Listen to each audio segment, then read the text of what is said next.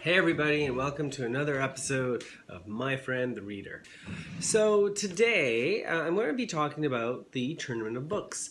As people probably saw from my first video, I decided to go into detail, or I decided to follow the Canada Reads competition this year, which was a good experience. I had the opportunity to read all 5 books. I followed the radio show that CBC put on every day, listened to the various panelists, and felt more engaged than I'd ever done before, or I ever had been before, with the Canada Reads competition. The book I wanted to win didn't win this year. If people don't know, Forgiveness won, which I thought was an okay book. I had problems with it. I think it missed its chance to be a much more profound read. And the reading and the writing itself wasn't particularly great. That said, thankfully, Precious Cargo didn't win, which would have greatly upset me. Obviously, I had wanted The Marrow Thieves or American War to have won, possibly The Boat People. But unfortunately, none of those came out on top. In many ways, the competition this year kind of confirmed some of my problems with it. The level of discussion that often happens in this competition is driven by tactics, like which book do you want to knock out to improve the chances of the book I want to see win, because each of the panelists is very invested in a particular book. So often they end up making decisions or making arguments that don't carry much weight other than for the purpose of knocking off a particular book. So there was, once again, criticisms of the one book written by an Indigenous writer, questions about the fact that the author didn't explain one of the, science fiction techniques, because as I mentioned, that book is about Indigenous peoples having their marrow stolen to let the non-Indigenous be able to dream again. And it's never explained how that's done. It makes total sense within the context of the story why that isn't explained,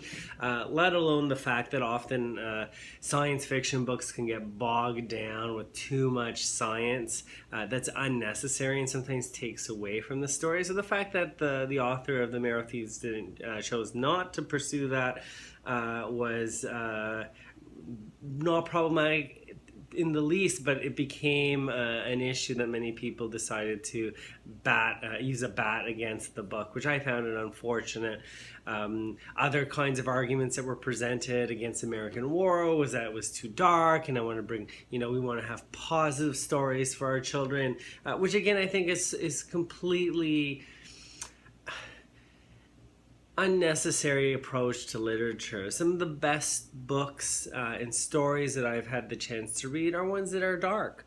That doesn't mean you can't get positive lessons or learn how to be more empathetic or learn about histories that are troublesome and dark and bloody.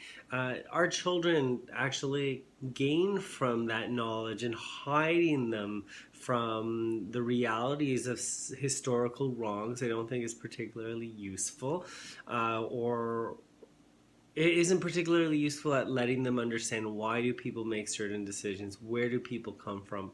And the fact that that was the kind of criteria that was being used to judge a book in Canada Reads was frustrating. But that, I think, happens on an annual basis, and is probably one of the weaknesses of the whole setup. That's one of the reasons I want to talk about the Tournament of Books. The Tournament of Books comes out of the United States. It's run by an online media group called The Morning News. It's been going on since 2005, so it's about 13 years old.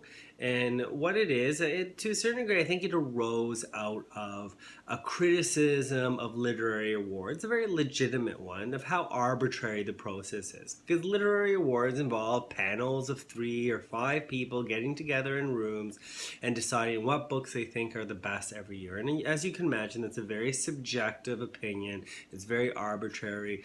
And that's why we can look back at some awards from years past and we're wondering, how did how the hell did this book win? How the hell did that book win? You know, my favorite book didn't win this prize.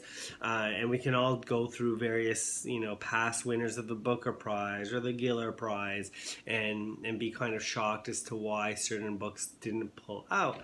And so the Tournament of Books kind of pokes fun at this and also does so in the context of March Madness, which is the NCAA basketball tournament that happens every year, where everyone fills in these brackets, these tree diagrams where the teams slowly pursue or go through in order to reach the final. So the way it works out in the Tournament of Books is that there's actually a bracket, which I'll put right here so you can see a copy of what it looks like.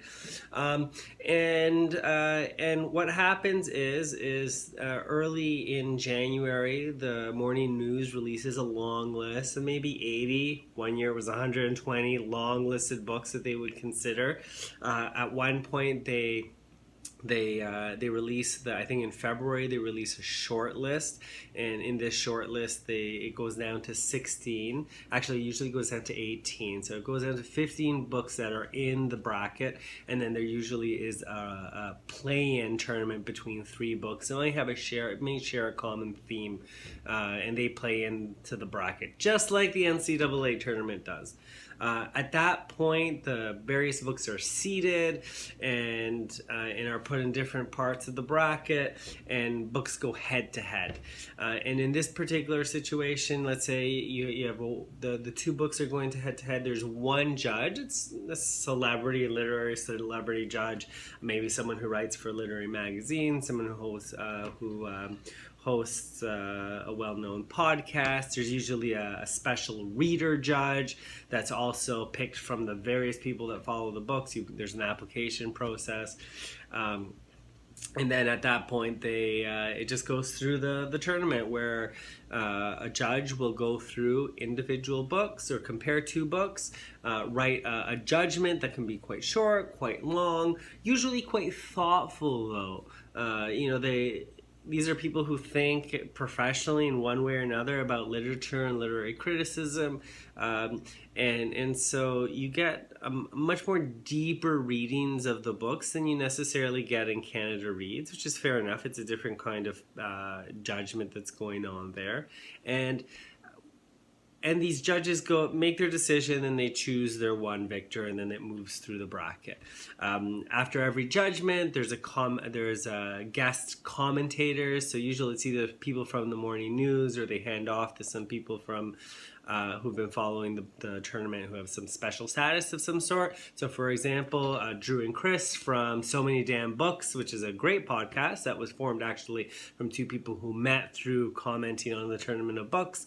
They've been these guest commentators, and they kind of give like their assessment of what they thought about the judgment, if they were disappointed with it and whatnot. And then at that point, the commentariat, as it's called, gets to weigh in. All the readers who've been following the book, this competition, will give their opinions, express their sadness if their favorite book has been eliminated, express their joy if they're happy that their least favorite book was thrown out, etc., etc. And then towards the end of the tournament, when they reach, I guess, after the semifinal stage, 2 of the losers from the previous couple of weeks get resurrected.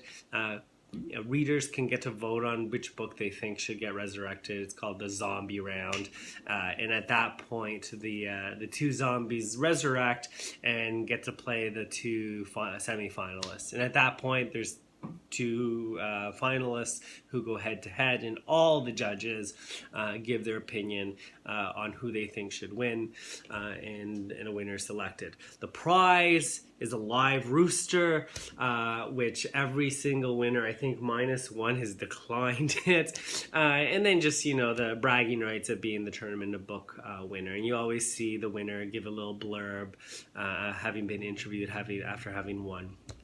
This year's tournament was quite exciting. I decided not to follow the tournament too closely this year. Last year, I'd actually attempted to read all 16 books that were there. I think I made it to 14, and I just got bogged down, and the advantage of this tournament is that it selects a wide variety of kinds of books. So you often get books in translation, or big bulky science fiction books, or YA novels, or horror. So in that sense, it's great because you get exposed to maybe genres that you're less comfortable with, but the drawback is you also get exposed to genres that you're less comfortable with. And I got bogged down by a couple of books that I just couldn't get into. I DNF'd a couple, and at that point I just threw my hands up in the air and it wasn't worth it. So this year I decided not to follow as closely. I had a more casual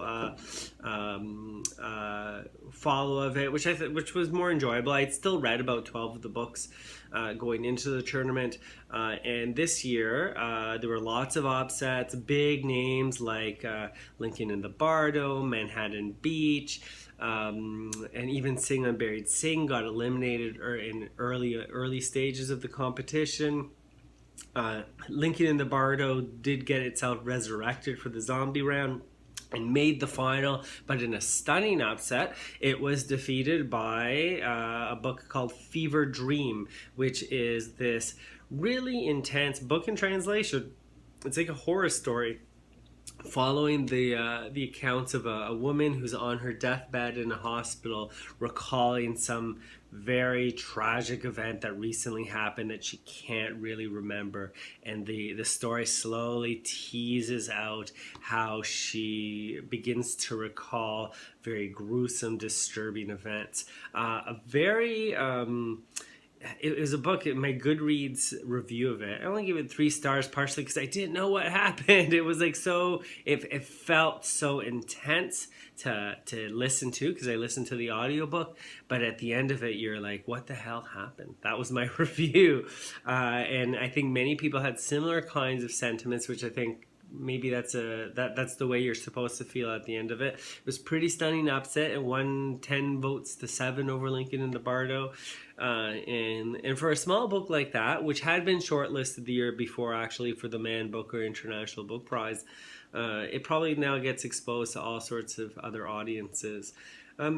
In terms of an advantage, if you're choosing, like if you've had it with Canada Reads and it's been too frustrating and you've decided that you really want to try a new tournament to follow, the advantages of the Tournament of Books is that you're going to get a much more in-depth analysis and discussion about the books. I find that the Canada Reads, there are glimpses of more thoughtful, deep discussions about books, but often I found the panelists end up grasping for particular things they don't like and hammering home on those. And I find that in the Tournament of Books, people's debates and disagreements are a little more thought out, which is, the medium of the internet, and chat groups obviously allow for more of that than television and radio. I think you're going to get exposed to all sorts of books, and I think Canada Reads does this too, but you're going to get exposed to books that you wouldn't necessarily read. I know most people don't pick up books in translation. They don't pick up books in genres that they're not necessarily necessarily comfortable with. So in that sense, you're going to get exposed to titles that you haven't heard of, and even someone like me who follows reading and new book releases, there's always a series of books that come out of the tournament that you didn't think about, you hadn't heard about the release, now you want to pick up, and there's definitely some here that I'm going to. And one of the books that unfortunately didn't make it very far this year, that I had heard about but I didn't pick up until the tournament was announced, was The Animators, which is an amazing story about these 2 women animators, and it's this intense story of art and creativity and friendship and the intensity of all those things interacting with one another. Definitely a book I would recommend if you wanted to pick up something new and easy read. It's only about 300 pages. So that's the advantage of the Tournament of Books, and you meet all sorts of people who are passionate about books, who are passionate about the tournament, who engage with you in a very thoughtful and for the most part very cordial way. I think at the end of the tournament you kind of begin cheering on for your favorites, and at the end I think most people are satisfied at the end, even when the book they really didn't want to win comes out on top. the process of it is more satisfying than the process of the Canada Reads competition. And I guess one of the drawbacks in the tournament, as I said, sometimes you get forced, not really forced, but self-forced to try to finish books that aren't really your bag. But that's not the end of the world. Also understand when you decide to engage with the Canada Reads competition, there's many fewer people who engage in this than Canada Reads. One of the great things about the Canada Reads competition is how broad and democratic it is. You can walk down the street, or you're in a mall, or in your library. Everyone you see might be reading one of these 5 books for Canada Reads. It's a much broader discussion about literature that the competition allows for. The Tournament of Book is a much more niche audience, and in that sense, the friends who are going to be excited about it are those online. So they're not, your online friends, not necessarily people you can engage with in normal bookish conversations with. But I would check it out. It's over this year. You can always go check out how the tournament plays out, though. You go to the morningnews.com/TOB. That'll take you to the page, and you can see the kinds of discussions. And you can also look at the various other books that have won. Very prestigious list of past winners from all sorts of countries. This was the first year there was a book in translation. It was a Spanish book. Books from England. There is a past Canadian book, The Sister Brothers, which is again a wonderful book, won the tournament back, I think, in 2008. And then other prominent award winners like the wonderful and Brief and Wonderful Life of Oscar Wilde, The Underground Railroad, A Visit from the Goon Squad, The Orphan Master's Son. So just examples of books that have actually come up through the ranks. So check it out. Usually, if you sign up onto the website, they'll give you a notice in sometimes late December, sometimes early January about the long list, and then start following it and see if you like it more, like it less than Canada Reads. Thanks, and I will talk to you next week. Bye-bye.